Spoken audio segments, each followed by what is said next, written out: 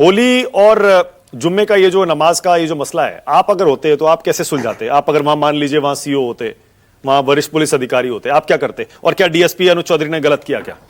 सबसे पहले तो आज भदौरिया साहब को धन्यवाद देंगे कि वो शर्मा जी के बीच में नहीं बोले, और मैं प्रार्थना करूंगा मेरे बीच में भी ना बोलें, क्योंकि उनके बीच में मैं नहीं बोला था। देखिए, कांग्रेस और उसकी अलाइज पार्टी ये एक्चुअल में चीजों को खराब करती हैं।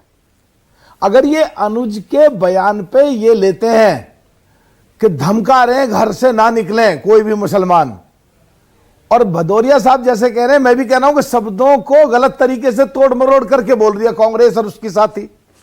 वो आधी बात क्यों बोल रहे हैं? उन्हें पूरी बात बोलनी चाहिए कि हिंदुओं के लिए भी ये कहा है कि अगर कोई रंग ना लगवाना चाहे तो उसको भी रंग ना लगाएं, अगर कोई जबरदस्ती रंग लगाएगा तो उसके खिलाफ भी हम कार्रवाई करेंगे।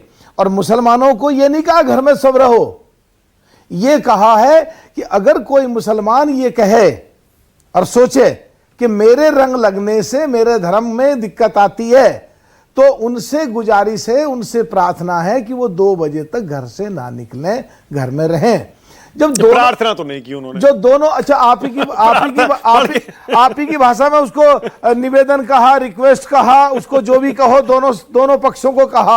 हाँ। पर ये जैसे हम कह रहे हैं कि भाई हमको मुसलमानों के लिए कहीं भी कोई बात आती है तो उनके पक्ष को हम रखने के लिए तैयार हैं, और उनके साथ अगर अन्याय हो या गैर संवैधानिक काम हो तो उनके साथ संवैधानिक तरीके से उनकी सपोर्ट करने को हम तैयार हैं।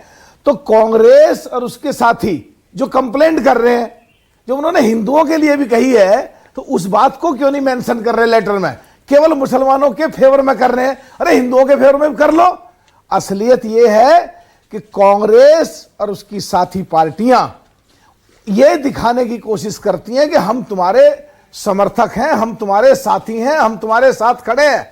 असलियत में वही मुसलमानों के दुश्मन हैं, क्योंकि वो बीज बोते हैं नफरत का, वो खराब करने का माहौल की शुरुआत करते हैं, क्योंकि इसमें वो राजनीति देखते हैं आने वाले 2027 में कैसे उनको मुसलमानों की वोट मिले, इसको करते हैं। समाजवादी वाले अलग खड़े हो रहे हैं, ये AIIM के वाले अलग खड़े हो रहे हैं, कांग्रेस वाले अलग खड़े हो रहे हैं। क्यों भाई?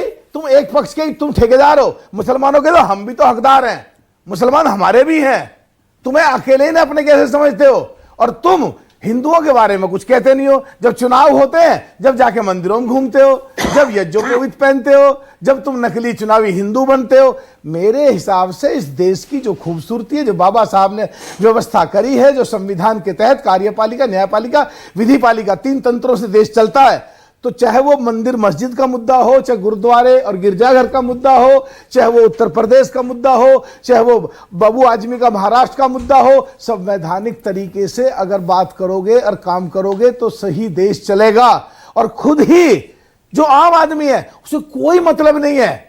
जो ये राजनीतिक लोग अपने निजी स्वार्थ के कारण अपने चुनाव जीतने की वजह से केवल आकर के इस तरह के बयान देते हैं, जो पॉपुलरिटी हो, उन्हें चुनाव में वोट मिल जाए, और कुछ जो थोड़े लोग भावुक होते हैं उनकी बात को वाह वाह करके उनको वोट देते हैं, इसलिए वो इस तरह की हल्की गैर जिम्मेदार बयान देकर राजनीतिक की फायदा उठाने के लिए या पॉपुलरिटी पाने के लिए देश को झोंकते हैं ऐसे तरफ जहां देश को नुकसान होता है, जहां मुसलमान भाइयों को भी नुकसान होता है। तो हम तो आपके टेलीविजन पर बैठ के कहते हैं, अगर अनुज ने दोनों तरफ की बात कही है तो सब लोगों को दोनों तरफ की बात उठानी चाहिए, और हम सब लोगों को कोशिश करना चाहिए अपने अपने क्षेत्रों में जाके वहां मौजूद रहें, जिससे, बस मानक जी खत्म कर रहा हूं, जिससे सुख और शांति से, आराम से उन लोगों की नमाज भी पढ़ी जाए और हिंदुओं का त्योहार होली का भी मने। ठीक है, ओके। अब सूर्य कुमार शुक्ला जी को लाइए जरा।